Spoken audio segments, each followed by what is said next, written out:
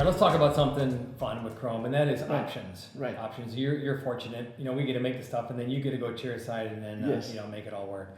So we have several different options these days. We've made a bunch of Zygo cases. It's optional. Yeah. It's an option. We don't do many anymore, but we do a lot we of do a lot of pterygoids. Yeah, we do. We still do Zygos. Some. We just actually planned a case today, but there's pterygoids, good option. You have patients that just don't have any bones. Right. So span something to the back. To the back, and this is accurate. So it's a pilot drill, gives you that direction and angulation to go in with that pilot, and you can feel it and place the implant. Yeah. So that's a nice option. That's Absolutely. we've and even to done do it some guided on a bar. It's Right. really good. Right. Yeah, and actually those cases usually have metal that goes all the way back and reaches Right. the pterygoid, and then some kind of zirconia over the Right, top. and then we do nasales too. We do the nasales where we don't have cancer patients, oncology things. That works really good with Chrome. Yeah, we get So- creative with the implants. Right. But something else that you've done quite a bit of are these natural cases. Yes. That seems it's a movement now. Oh yeah, it's absolutely We've made a hundreds trend. of these. A trend.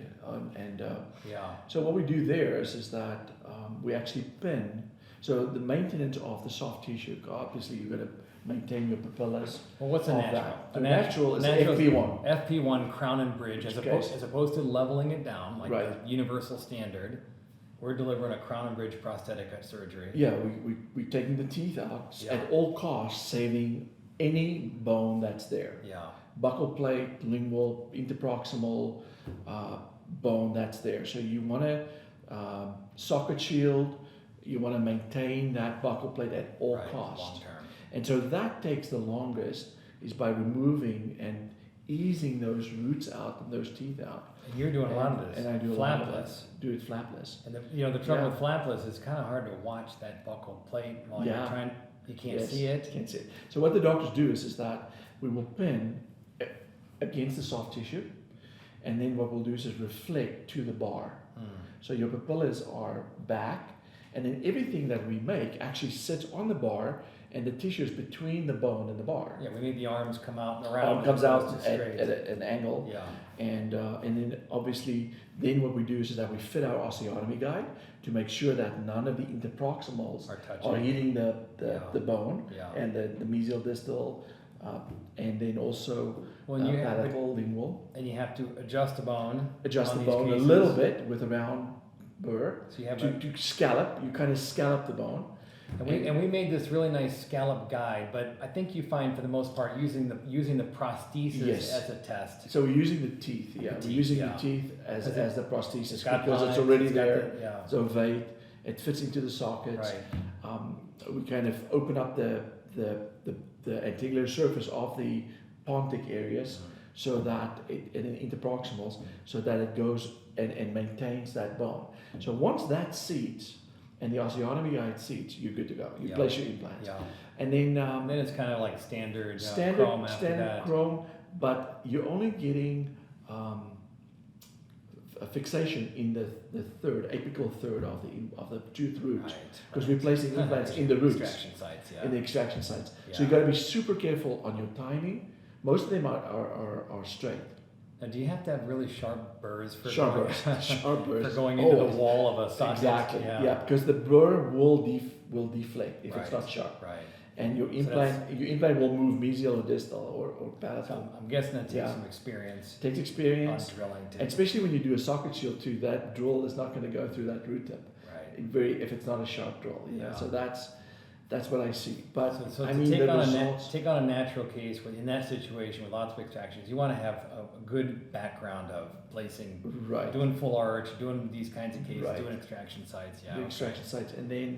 But natural is a nice option because we see a lot of younger patients. A lot of younger patients. A lot of patients with maybe gummy smiles. That's not always a reason to do it, because then you're really stuck with what we made in the smile zone. But young patients, try not to take away all that bone when they're young. Right. And try to preserve it, make a FP1. So we see a lot of that.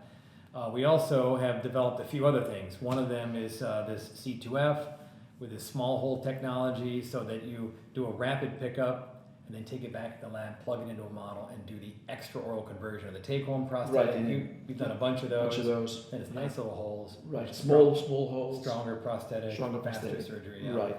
And then So the other doctor one could suture while you're picking it out of the Right, mouth, and right. that kind of everything comes together and saves time. It's Yeah. efficient, and then and then the Smileloc, Smileloc the other which option. is no for, holes. If you followed us at all, you'll see that we're just clicking prosthetics in rather than screwing them in. Right. And that is a trend. We've made a lot of cases like this. And that's also an extra oral conversion, so you get the same benefit, Right. suturing while you're doing a conversion. The good thing about these latter three parts of those is that we give you a model. So you're actually picking a Pre-manufactured pre-made model. that you're attaching analogs to. Yeah. So if something happens, you Right. have an actual model And you got a that model you and a can fix. prosthetic. Yeah, that you Yeah. can fix. That you could fix something that's there. Right. And then Nice pick up. backup. Yeah, absolutely. And send that to the lab so we could scan that and we have the reference of those two pieces coming together. Right. So it's a very easy solution if we need to move forward to the next step for the patient.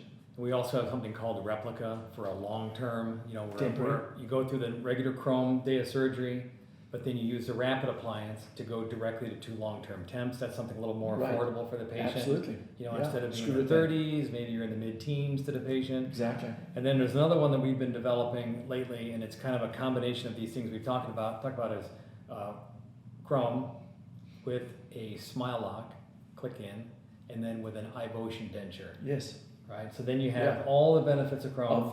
And the strength of the Ivotion Strength denture. it, right, with no holes. Yeah. And then you have this just where you click it in instead of screws. And the idea here is that the patient is in the mid to high teens, and Right. they go through surgery, day of surgery, and they Right. go home with this prosthetic, Right.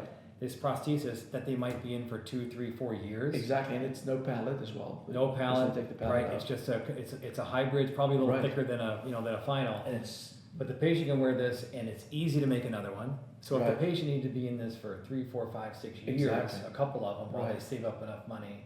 So these are just the kind of things that we're doing with CHROME. Right. It's not all on 4. It's all on X. It's all on X. And it's Yes. many variations, and we are always developing for the benefit of the patient, Right. for the benefit of our doctors.